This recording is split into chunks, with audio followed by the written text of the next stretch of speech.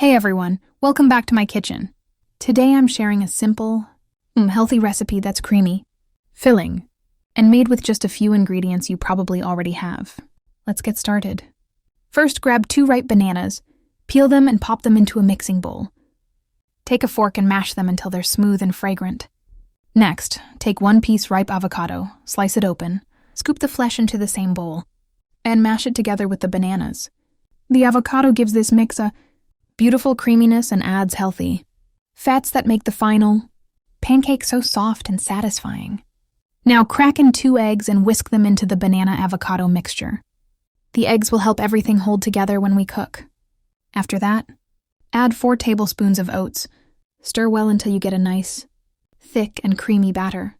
Heat a non-stick pan on low heat. This is important, so the outside doesn't brown too quickly, while the inside cooks through.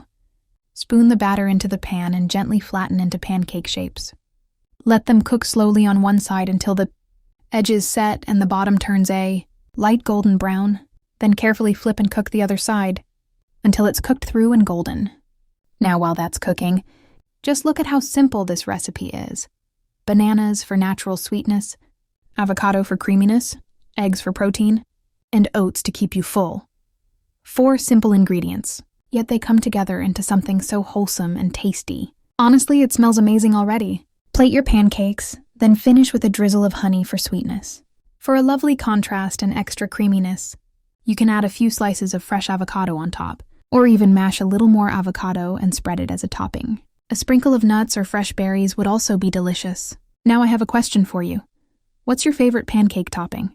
Honey, peanut butter, fresh fruit, or something completely different? Let me know in the comments below, and I might try your idea in the next video. If you enjoyed this recipe, don't forget to like, subscribe, and share this with a friend who loves healthy food.